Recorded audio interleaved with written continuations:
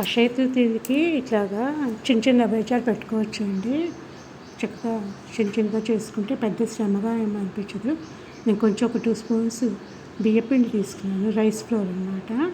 దానిలో కొంచెం ఒక స్పూన్ అనమాట బెల్లం వేసి బాగా మెత్తగా కలిపేసేయాలన్నమాట. ఇందులో ఏంటంటే కొంచెం గోరువెచ్చగా కన్నా కొంచెం వేడిగా ఉంటుంది. ఆవు పాలు తీసుకుని కొంచెం కొంచెం వేసుకుంటూ కలుపుకున్నాను అనమాట. కొంచెం యాలక్కాయల పొడి కూడా వేసాను. ఇవన్నీ ముందరే రెడీ చేసి ఉంచేసుకుంటే మనకి అప్పటికప్పుడు కలుపుకోవడానికి 2 మినిట్స్ కూడా పట్టదండి.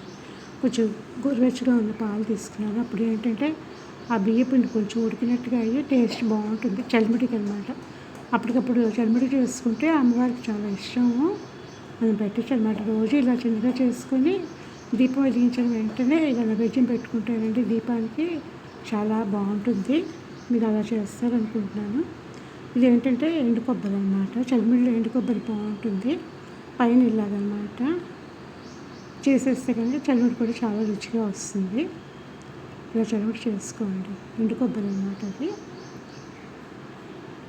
పొద్దున్నే కనుక నైవేద్యం పెట్టుకుంటే బాగుంటుంది. ఇది పానకం కొంచెం బెల్లము, వాటరు, యాలక్కాయ పొడి, మిరియాల పొడి. ఇవి చిన్న చిన్నగా రోజు నైవేద్యాలు పెట్టుకోవచ్చండి. అమ్మవారికి చాలా సంతోషంగా ఉంటుంది.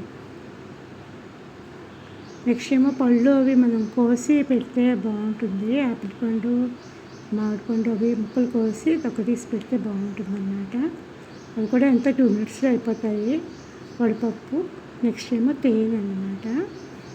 తేనె కూడా పొట్టు తేనె పెడితే మంచిది. దొరుకుతుంది, ఏదైనా పెట్టచ్చు. ఇలాగా చిన్న చిన్న నైవేద్యాలు అక్షయ తృతీయ రోజున పెట్టుకుంటే కనుక అమ్మవారికి చాలా సంతోషం, బాగుంటుందండి. మీరు పెడతారని నేను అనుకుంటున్నాను. మీకు నచ్చితే కనుక లైక్ చేయండి.